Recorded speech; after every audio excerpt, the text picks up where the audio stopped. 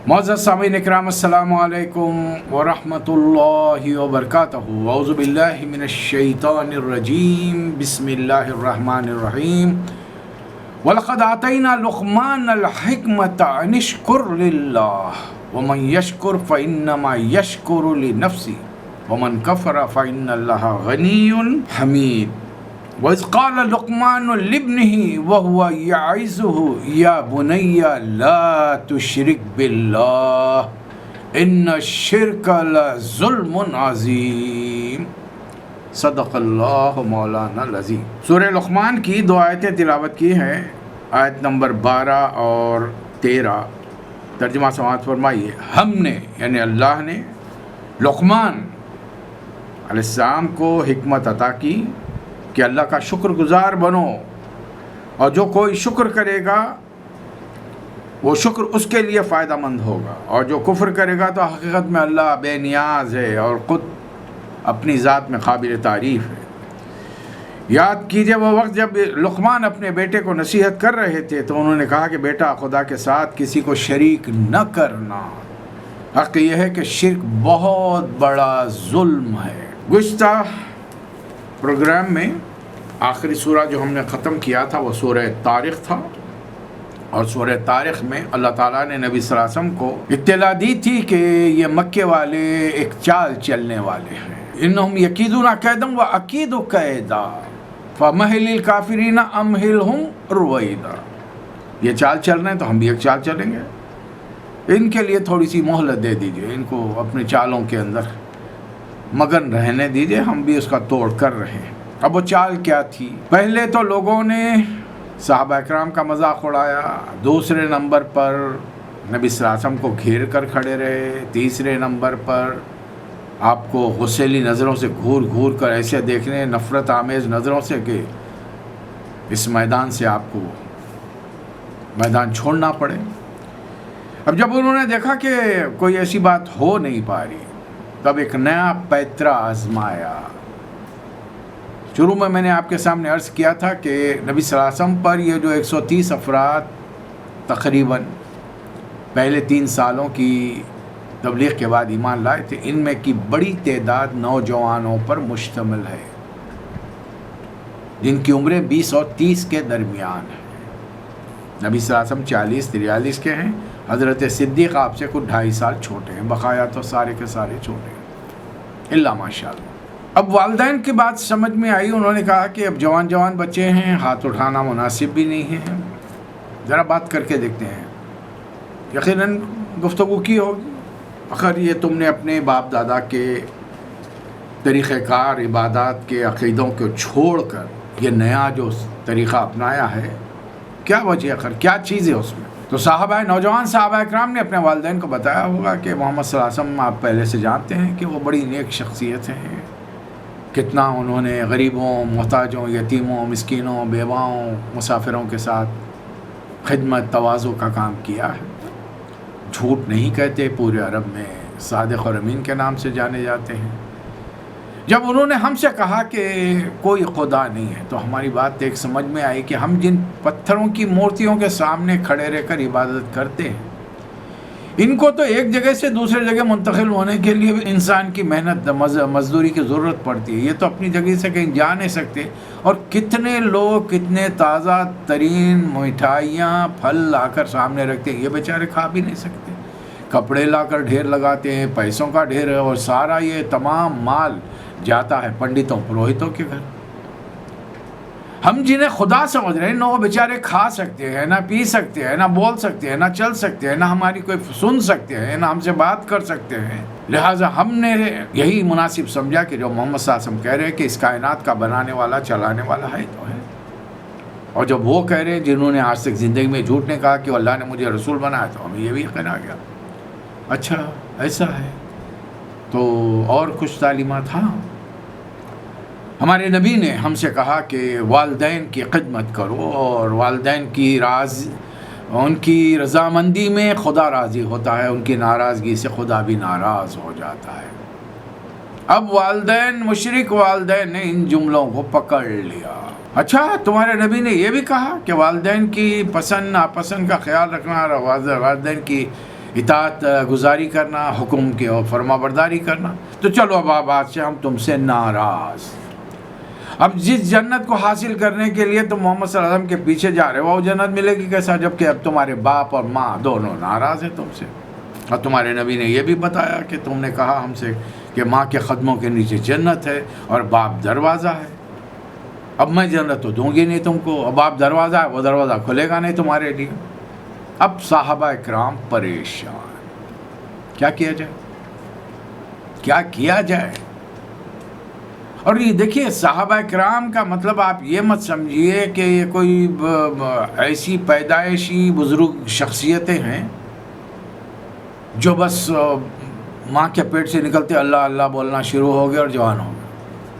ارے بھائی یہ بھی ہم جیسے بندے بشر ہیں، اور جیسے ہم اپنے والدین سے محبت کرتے ہیں وہ بھی اپنے والدین سے محبت کرتے ہیں، ان کا احترام کرتے ہیں. اللہ ماشاء اللہ کوئی ہوگا سرپھرا، ورنہ تقریباً دنیا کے اندر ہر معاشرے کے اندر آپ کو لوگ ملیں گے جو والدین کی قدر و منزل، اس لیے کہ بچپن سے انہوں نے پالا پوسا ہے، ہم کو پرورش کی ہے، ہماری کھلایا پلایا ہے، اپنے منہ کا نوالا اپنی خواہشات کو روک کر ہمیں ہمارے منہ میں ڈالا ہے. پھر کیسے ممکن ہے کہ ان سے محبت نہ ہو؟ بچپن سے لے کے جوانی کے منزل اتنے سالوں سے ایک معمولی سے جانور کو لا کر گھر میں چند دن رکھ لیجئے تو آپ دیکھیے کہ ان سے انس ہو جائے گا.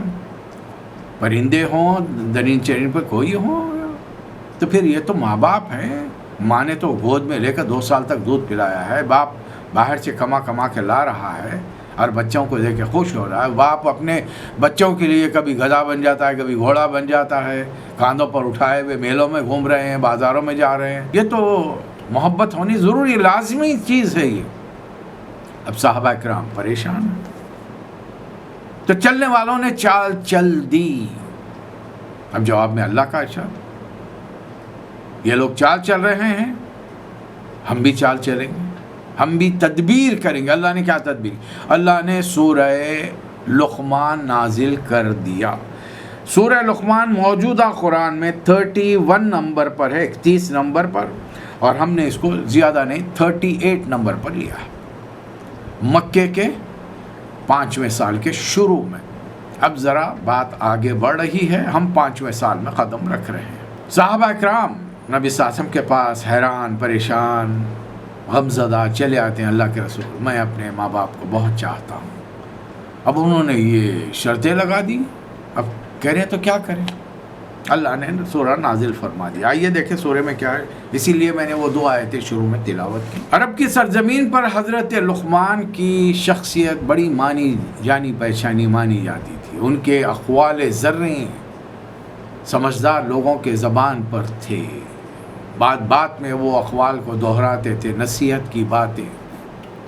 اللہ تعالیٰ نے اسی شخصیت کے نام سے ایک سورہ نازل کر دیا، لیکن ان سے متعلق گفتگو سے پہلے اللہ نے کچھ تفصیلی باتیں اور بتائی ہیں. الف لام میم تلک آیات الکتاب الحکیم. یہ کتاب وہ ہے جس میں جو آیات نازل کی گئی ہیں وہ بڑی حکمت کی ہیں، زندگی کے مقصد کو سمجھاتی ہے انسان کو، کہ تم دنیا میں الٹ ٹپ نہیں بھیجے گئے ہو، بلا مقصد نہیں بھیجے گئے ہو. تمہاری زندگی کا ایک مقصد ہے، ایک گول ہے، ایک ٹارگٹ ہے، اسے اچیو کرو. اور یہ مت سمجھو کہ دنیا کی آخری زندگی ہے، اس کے بعد ایک اور بڑی طویل زندگی شروع ہونے والی ہے. جو دنیا میں نہیں ملا، اچھے کام کرو گے تو آخرت میں وہ تمام چیزیں تمہاری خواہش، دل میں خواہش ابھرے گی، وہ چیزیں تمہارے سامنے وما تشتہی انفسکم، اور جن چیزوں کی تم فرمائش کرو گے وہ تمہارے سامنے حاضر ہو جائے گی. البتہ اس کائنات کے مالک کے خلاف احکام کی خلاف ورزی کرو گے، اس کے بھیجے ہوئے نبیوں کی خلاف ورزی کرو گے تو سزا بھی ہے، اتنی ہی بھیانک سزا ملے گی. اور یہ ہر کسی کے لیے ہدایت نہیں ہے. ہدی و رحمہ للمحسنین، جو نیک تو ہیں لیکن نیکی میں بھی سبقت لے جاتے ہیں، کچھ اور اضافی کام لوگوں کے ساتھ ایکسٹرا نیکی کرتے ہیں. اور ان کی خوبی کیا ہے؟ الذین یقیمون الصلاۃ ویؤتون الزکوٰۃ، اللہ کا حق نماز قائم کر کے ادا کرتے ہیں. حالانکہ ہمارے نماز پڑھنے سے اللہ تعالیٰ کو کچھ نہیں ملتا. اگر آج کی دنیا کے 150 کروڑ مسلمان 24 گھنٹے نماز کے لیے کھڑے رہ جائیں، بغیر کھائے پیے کے، حالت روزہ میں کھڑے رہ جائیں، اللہ کی شان میں رتی برابر اضافہ نہیں ہوگا۔ البتہ ہوگا یہ کہ مسلمان معاشرے کے اندر چوری نہیں ہوگی، ڈاکے نہیں ہوں گے، فحش و منکر نہیں ہوگا، اس سے کہ سب اللہ کی عبادت میں کھڑے ہوئے ہیں۔ لیکن دنیا کا کام تو نہیں چلے گا نا۔ مسلمان تو چوری نہیں کرا، لیکن جب مسلمان گھروں کو خالی دیکھیں گے تو دوسرے چور آ کے چرا کے لے جائیں گے۔ تو دنیا تو بہرحال چلنی ہے، اور اللہ نے اپنے نبیوں کو بھیج کے کہیں بھی کسی نبی کو بھی اللہ تعالیٰ نے روحانیت کی تعلیم نہیں دی۔ اتنا فرمایا کہ دنیا، جیسا نبی صلی اللہ علیہ وسلم کا ارشاد ہے، دنیا سے اتنا دل لگاؤ جتنا یہاں رہنا ہے، آخرت کے لیے اتنی کوشش کرو جتنا وہاں رہنا ہے۔ دنیا کی زندگی میکسیمم کتنی ملے گی آپ کو؟ 60 70 80 90 100 سال، بس 100 سال کے بعد میں تو اگر میں آپ کو دعا دے دوں کہ اللہ تعالیٰ آپ سب سننے والوں کی عمر 100 سال کر دے، آپ 90 کے بعد پہنچ کر مجھے گالیاں دیں گے، بد دعا دیں گے، اس شخص نے کیوں ہمارے لیے دعا کی۔ ارے 90 کراس کرنے کے بعد میں نہ منہ میں دانت ہے، نہ پیٹ میں آنت ہے، نہ کوئی اچھا کھا سکتے ہیں، سوائے مختلف امراض میں مبتلا رہنے کے کچھ نہیں ملے گا۔ وہ اولاد جسے پیار سے پالا پوسا بڑا کیا جوان کیا، وہ بیزار نظر آئیں گے۔ جب دیکھو اماں کہیں پکارتی رہتی، ابا ہر وقت آواز دیتے رہتے، یہ لاؤ وہ لاؤ یہ لاؤ وہ لاؤ۔ اسے کہ صحت تندرستی کا اللہ نے کہیں زندگی کے ساتھ وعدہ نہیں کیا کہ جب تک تم رہو گے فٹ رہو گے، ایسا کچھ نہیں۔ اور ہم لوگ اپنے فٹ رکھنے کے لیے ماشاءاللہ مسلم قوم اللہ ماشاءاللہ کوئی محنت ہی نہیں کرتی۔ کتنے ہیں آپ میں سے جو ورزش کرتے ہیں؟ چلیے ورزش چھوڑ دیے، 5 وقت پہ نماز پڑھ لیجیے آپ، اور صحیح پروسیجر کے مطابق، طریقے کے مطابق پڑھیے، یہ بہت بڑی ورزش ہے۔ کتنے کرتے ہیں؟ ہزاروں کی تعداد ہے جو پابندی سے 5 وقت نماز پڑھتی ہے، لاکھوں تو پڑھتی ہی نہیں، کروڑوں ایسے ہیں جن کو شاید پتہ بھی نہیں، اللہ کا حق ادا نہیں ہوا۔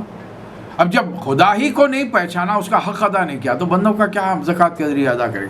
آج بھی سب کانٹیننٹ میں صرف مسلمان مالدار اپنی زکوٰۃ ایک مرکز پہ جمع کر کے تقسیم کریں، یقین مانیے ان تینوں ممالک کے مسلمانوں سے غربت کا خاتمہ ہو جائے گا، اور کوئی مسلمان سود پر قرض نہیں لے گا، کاروبار نہیں کرے گا سودی کاروبار، صرف زکوٰۃ دینے والے بن جائیں۔ اللہ نے اتنا مال سے نوازا ہے، لیکن ہمیشہ کا رونا یہ نہیں ہے ہمارے پاس، وہ نہیں ہے، اور جن کو مال دیا ہے کتوں کو تو وہ بہترین قسم کی غذا دے رہے ہیں، اپنے پڑوس میں رہنے والے غریبوں مزدوروں جو فٹ پاتھوں پہ زندگی بسر کرتے ہیں، ان کے لیے کچھ کرنے کو ان کی طبیعت ہی نہیں چاہتی۔ اور یہ وجہ کیوں ہے؟ یہ دونوں عبادات میں کمی کیوں ہو رہی؟ وہ بہم بالآخرۃ ہم یوقنون، آخرت پر اللہ کے ماننے والے آخرت کو مانتے۔ دیکھیے خدا کو مان لیجئے، میں بار بار یہ بات دہراتا ہوں، تو تھوڑی دیر کے لیے زندگی میں شاید فرق آ جائے گا، تھوڑا سا فرق، اس سے کہ 24 گھنٹے کو تو شاید ہی اللہ کا کوئی بندہ 24 گھنٹے اللہ کو یاد رکھ سکتا۔ سو گئے بھول گئے،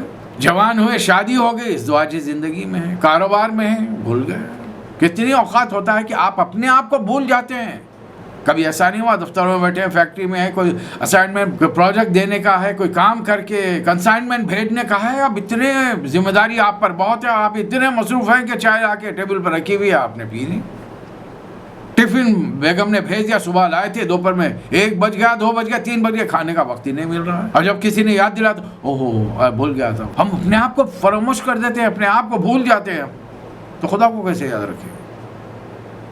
رسول کی محبت دل میں آ جائے تو ہو سکتا ہے کچھ تھوڑی بہت تبدیلیاں ہو جائے ہم میں، رسول کی محبت کے تقاضے کے تحت ذرا داڑھی آ جائے، سنتوں کی پیروی ہو، سفید لباس پہنے، پیچھے ذرا ٹخنے کے اوپر ہوں، جھوٹ بولنے سے پرہیز کریں، برائیوں سے دور رہیں،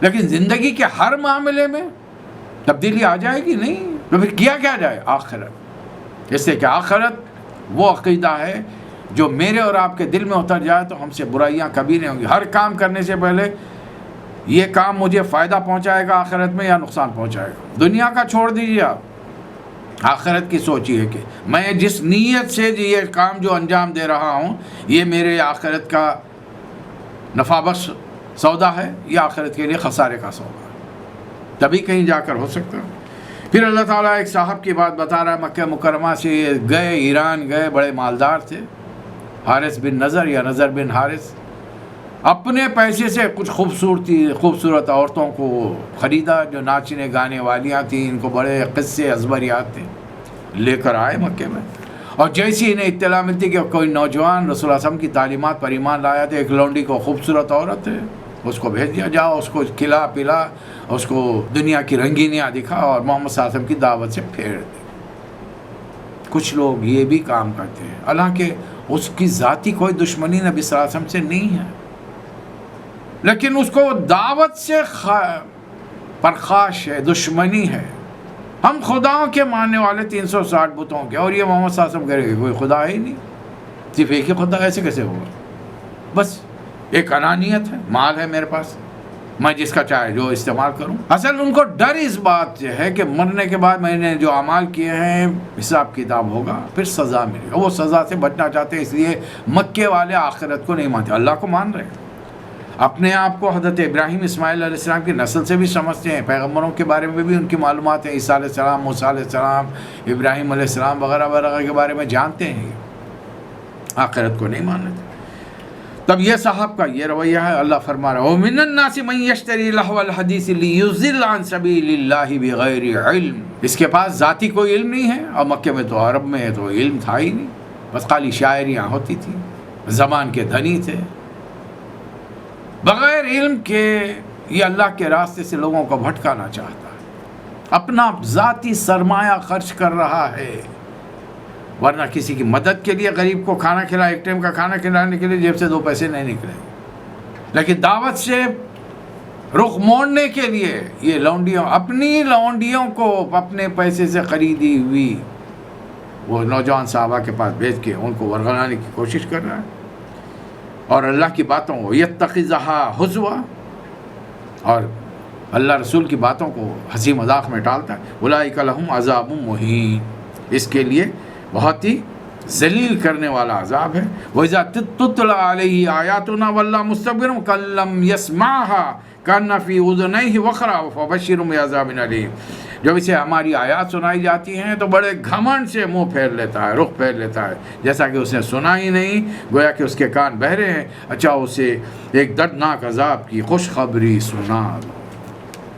اللہ کون ہے؟ خلق السماوات بغیر عمد ترونہا، بغیر ستونوں کے اس نے یہ آسمان کی چھت اتنی اونچائی پر اٹھائی ہے، زمین میں پہاڑ جما دیے تاکہ زمین اپنی رفتار، اس زمانے کے لوگوں کو پتہ ہی نہیں تھا کہ زمین حرکت کر رہی ہے، اور اس کی حرکت میں ایک قسم کا اعتدال قائم کرنے کے لیے اللہ نے یہ پہاڑ جمائے ہیں اس کے اندر، پھر ہر قسم کے جانور پھیلا دیے، آسمان سے بارش پانی برسایا، زمین سے عمدہ چیزیں کا، یہ تو اللہ کی تخلیق۔ یہ تمہارے 360 بت جو بیٹھے ہیں، ذرا ہمیں بتاؤ بھائی انہوں نے کیا پیدا کیا ہے؟ ھذا خلق اللہ فارونی ماذا خلق الذین من دونہ، اللہ کے علاوہ تمہارے بتوں نے، یہ کھیت تمہارے بتوں نے اگائے ہیں، محنت تو تم کی ہے، زمین تم نے صاف کی، کوڑا کرکٹ تم نے وہاں سے نکالا، بیج ڈالا، کھاد ڈالی، پانی دیا وقت پر، نگرانی کرتے رہے مختلف جانوروں سے، کیڑے مکوڑوں سے، تب کہیں جا کر یہ تو تمہاری محنت کا صلہ ہے۔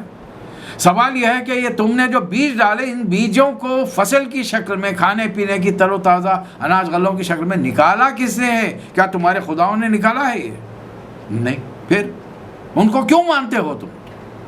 نہیں، ہم ان کو اس لیے کیوں مانتے ہیں، اس کے بعد والے سوروں میں ہم پڑھیں گے ان کی حجت کیا ہے۔ اب اللہ تعالیٰ فرما رہا ہے، آؤ تمہارے عالم جس کو تم بڑا جینیس، دانا، ذہین انسان سمجھتے ہو، ہم اس کی بات کرتے ہیں۔ وَلَقَدْ آتَيْنَا لُقْمَانَ الْحِكْمَةَ أَنِ اشْكُرْ لِلَّهِ، یہ لقمان جن کو تم بہت حکیم کہتے ہو، بڑے دانشور تھے اپنے زمانے کے، ان کو حکمت کس نے دی تھی؟ آتَيْنَا لُقْمَانَ الْحِكْمَةَ، لقمان کو یہ حکمت، یہ عقلمندی، یہ دانشوری ہم نے دی تھی۔ یہ دانشوری بازار میں کہیں ملتی نہیں ہے کہ ایک بوٹل آئے، ماں باپ اپنے بچوں کو پلا دیا اور دوسرے دن سے بچہ سائنٹسٹ بن گیا۔ یہ تو گاڈ گفٹڈ ہے، اللہ نے کسی کو ایک ہی گھر میں کئی اولاد ہے، کئی بیٹے ہیں، بیٹیاں، ایک ذہین ہے، ایک انتہائی بوندو قسم کا ہے، بالکل بےخوب، کوئی چیز سمجھ میں نہیں آتی اس کی۔ یہ اللہ کا کرم ہے، یہ اس کی نوازش ہوتی ہے۔ اور حکیم لقمان کو یہ حکمت دیتے ہوئے اللہ نے یہ بھی توفیق دی تھی کہ انشکر للہ، اللہ کا شکر گزار بنو، اور یاد رکھو یہ شکر تم اللہ کا کرو گے تو تمہیں فائدہ پہنچائے گا، ورنہ اللہ تعالیٰ تو انکار بھی کرو گے تو کوئی فرق نہیں پڑے گا، وہ تمام جہان والوں سے بے نیاز ہے۔ اے مکے والو، تم اپنی اولاد کو کیا نصیحت کر رہے ہو؟ آؤ ہم تم کو بتائیں کہ حکیم لقمان نے اپنے بیٹے کو کیا نصیحت کی تھی، کیا واعظ دیا تھا۔ واعظ ایسی بات کرنا کہ انسان کے دل میں اتر جائے اور وہ واز کرنے والے کے متعلق یہ سوچے کہ یہ واقعی یہ شخص میرا ہمدرد ہے، بے خواہ ہے. اور ایک باپ سے بڑھ کر انسان کے لیے ہمدرد کون ہو سکتا ہے؟ اس کی بھلائی کی فکر اور کون کر سکتا ہے؟ وَإِذْ قَالَ لُقْمَانُ لِابْنِهِ وَهُوَ يَعِظُهُ. حضرت لقمان نے اپنے بیٹے سے بات کی، ان سے کہنے لگے اور وہ واز کر رہے تھے، یا بنیا لا تشرک باللہ، اے میرے بچے اللہ کے ساتھ شرک مت کرو، ان الشرک لظلم عظیم، اللہ کے ہاں سب سے بڑا جو گناہ ہے وہ اللہ کے ذات، صفات، اختیارات، حقوق میں شرک کرنا ہے، کہ کسی کو اللہ کے درجے میں اونچا بنا دینا یا پھر اللہ کو اس کے مقام سے ہٹا کر نیچے لا کر کسی مخلوق کے درجے میں کھڑا کر دینا. یہ ہے شرک. مقامات کی تبدیلی، چھوٹے کو بڑا مقام دینا، بڑے کو چھوٹا مقام دینا. پھر ہم نے والدین کے لیے بھی وصیت کی تھی، یہ جو تمہارے ماں باپ کہہ رہے ہیں نا، ہاں حکیم لقمان نے بھی اپنے بیٹے سے ہی کہا تھا، وَوَصَّيْنَا الْإِنسَانَ بِوَالِدَيْهِ حَمَلَتْهُ أُمُّهُ وَهْنًا عَلَىٰ وَهْنٍ وَفِصَالُهُ فِي عَامَيْنِ أَنِ اشْكُرْ لِي وَلِوَالِدَيْكَ. والدین کی خدمت کرو، خاص طور پر خدمت ماں کی زیادہ ہوگی، تعظیم احترام باپ کا ہوگا، اس لیے کہ انہوں نے تکلیف پر تکلیف رہ کر تمہیں اپنے پیٹ میں رکھا. ماں نے دودھ پلانے میں 2 سال لگے، باپ نے محنت مزدوری کی، تمہارا پیٹ بھرا، گھر بار سجایا سنوارا. اس لیے والدین کا شکر ادا کرو، لیکن یاد رکھو الی المصیر، لوٹنا میری طرف ہے. اور اگر یہ تمہارے والدین وَإِن جَاهَدَاكَ عَلَىٰ أَن تُشْرِكَ بِي مَا لَيْسَ لَكَ بِهِ عِلْمٌ فَلَا تُطِعْهُمَا، اگر یہ تمہیں خدا کے بارے میں شرک کرنے کے لیے کہیں، ان کی بات نہیں مانی ہے. فَلَا تُطِعْهُمَا، البتہ ان کے ساتھ حسن سلوک کرو.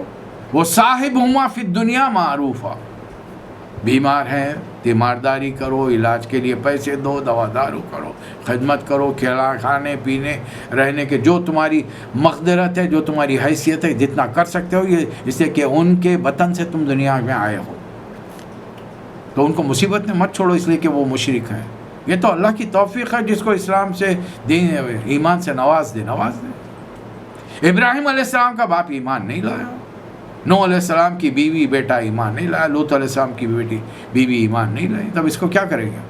اور ادھر فرعون کی بیوی ایمان لاتی ہے. اللہ کو ایمان والوں سے غرض ہے، ان کا تعلق کن لوگوں سے اس سے غرض نہیں ہے کہ نبی کی بیوی ہے تو نبی کو چھوڑ دیا تو بیوی کو بھی چھوڑ دیں گے، بیٹے کو بھی چھوڑ دیں گے، باپ کو بھی چھوڑ دیں گے، اور چونکہ شوہر برا آدمی ہے تو بیوی کی ایمان کو بھی قبول نہیں کریں گے. ایسا نہیں ہوگا. اللہ کے ہاں قدر و منزل کچھ اور لوگوں کی ہے جو ایمان لاتے ہیں، بالغیب پر ایمان لاتے ہیں، تو ان کی بات نہیں مانی جائے، بلکہ بات کس کی؟ وَاتَّبِعْ سَبِيلَ مَنْ أَنَابَ إِلَيَّ، اس شخص کی پیروی کرو، اس شخص کے راستے کی جو میری طرف رجوع کرتا ہے. وَأُنَبِّئُکُم، اس لیے کہ تم میرے پاس آؤ گے میں بتاؤں گا تمہیں.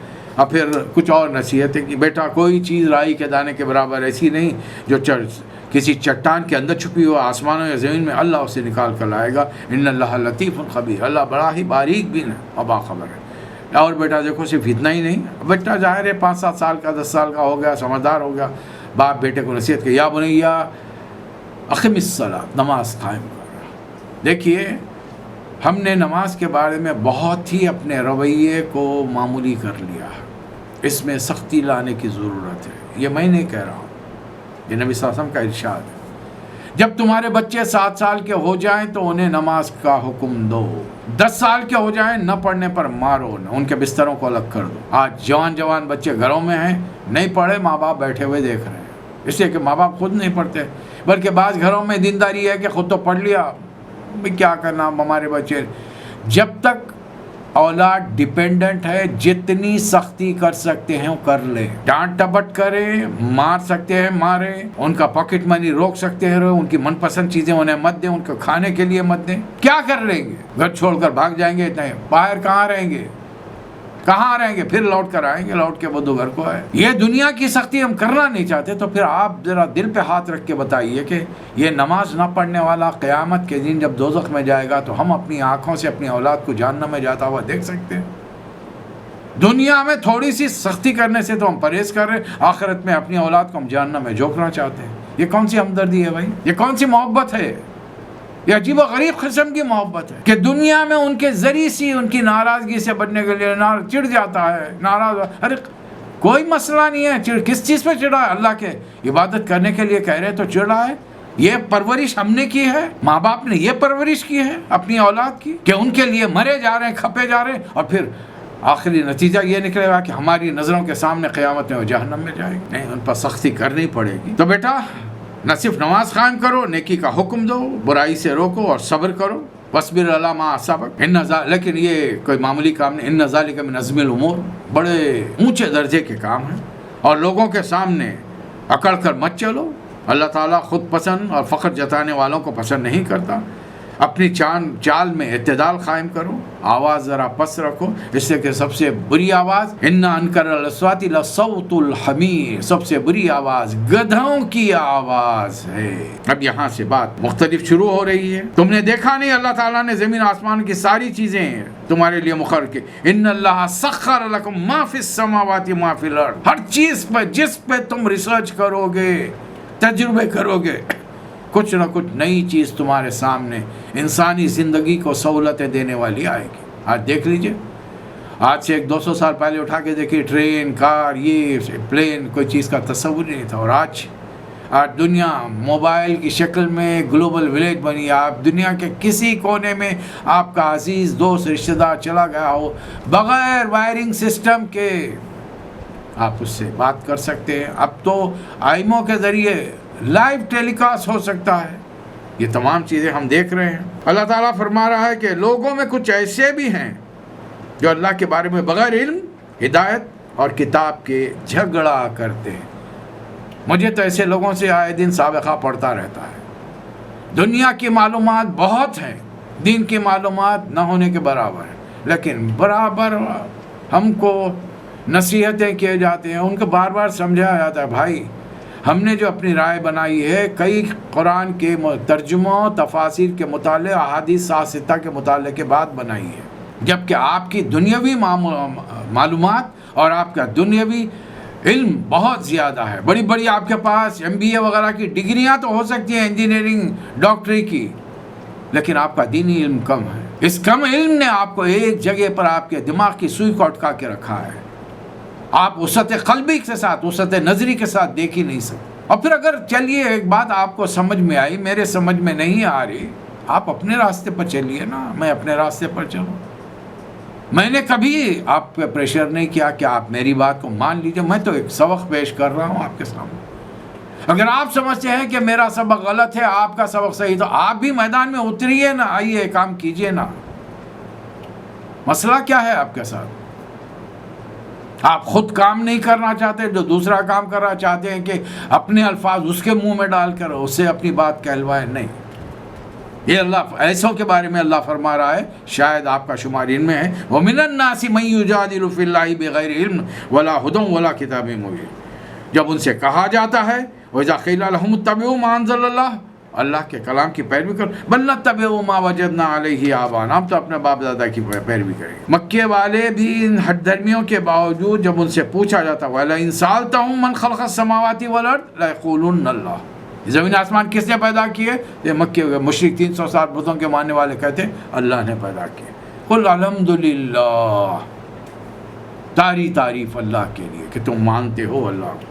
پھر اللہ فرما رہا ہے، اللہ کی تعریف لکھنے کے لیے اللہ وہ ہے کہ ساری زمین کے درخت اگر قلم بن جائیں اور سمندروں کا پانی سیاہی بن جائے، اور ایسے 7 یمد من بعدہ 7 ابحر ما نفدت کلمات اللہ، اللہ کی باتیں ختم نہیں ہوں گی۔ اللہ کے نزدیک سارے انسانوں کو زندہ کرنا ایسا ہے جیسے ایک انسان کو دوبارہ زندہ کرنا۔ اللہ رات سے دن کو، دن سے رات کو نکالتا ہے۔ اس لیے تم لوگ دعوا اللہ مخلصین لہ الدین، اپنی پوری زندگی کے نظام کو یکسو کر کے اللہ کو پکارو، کسی اور کو مت پکارو۔ کسی اور کو پکارنا شرک ہے۔ یا ایھا الناس اتقوا ربکم واخشوا یوما لا یجزی والد وولد، لوگوں اپنے رب کے غضب سے بچو، وہ دن آئے گا جب کوئی باپ اپنے بیٹے کی طرف سے بدلہ نہ دے گا، نہ بیٹا باپ کا کوئی کام کر سکے گا۔ اللہ کا وعدہ سچا ہے، اور شیطان تمہیں دنیا کی زندگی میں دھوکے میں نہ ڈالے۔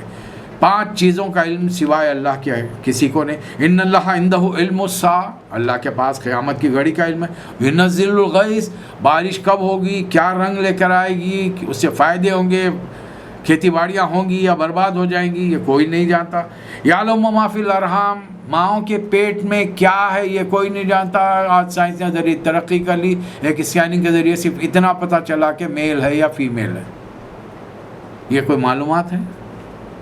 معلومات تو وہ ہوں گے آپ نے جب یہ ٹیسٹ کر لیا یہ فیمیل ہے یا یہ میل ہے۔ یہ میل دنیا میں آئے گا، کتنی عمر بسر کرے گا، کیا کمائے گا، کیا کھائے گا، پورے جسم کے اعضاء کے ساتھ آئے گا یا کوئی جسم کا حصہ ناقص رہے گا، کتنی عمر بسر کرے گا، کہاں موت آئے گی، اسے کچھ نہیں بتا سکتا۔ بس خالی ایک چھوٹی سی چیز معلوم، وہ بھی اللہ کے کرم سے معلوم ہوئی ہے، محمد صلی اللہ علیہ وسلم کی لائی ہوئی ان تعلیمات کے سبب قرآن کی روشنی میں ترقی۔ لوگوں نے ریسرچ کرنا شروع کیا، مسلمانوں نے گزشتہ 500 سال سے ریسرچ کرنا چھوڑ دیا۔ دنیا والوں کے تمام چیزیں معلوم ہو رہی ہیں، ہمیں معلوم نہیں ہے۔ ورنہ اگر یہ مسلمان ڈاکٹرز نے یہ معلوم کیا ہوتا، اس کے ساتھ وہ یہ بھی بتاتے، ہم صرف جینڈر بتا سکتے ہیں کہ پیدا ہونے والا بچہ میل ہے یا فیمیل، اس سے بڑھ کر ہم کچھ نہیں بتا سکتے۔ وما تدری نفس ماذا تکسب غدا، اور انسان کل کیا کمائے گا۔ اچھے خاصے ہیں، ایک صاحب بڑے نیک شریف، ہمیشہ ڈاؤن ٹو ڈس رہتے، لیکن کل کسی کے ساتھ بات چیت ہو گئی اور جذبے میں آگے بڑھ گئے کہ اسے قتل کر دیا، زخمی کر دیا، جیل چلے گئے۔ کوئی بھی کچھ بھی حرکت کسی کے ساتھ بھی ہو سکتی، خاندان میں، باہر، کہیں بھی ہو سکتی۔ وما تدری نفس بأی ارض تموت، اور کوئی نہیں جانتا کہ کس سرزمین پر اس کی موت آنے والی۔ ان اللہ علیم خبیر، چلیے اللہ ہر چیز کا جاننے والا ہے اور ہر چیز سے باخبر ہے۔ میں اپنے نبی کے کوچے میں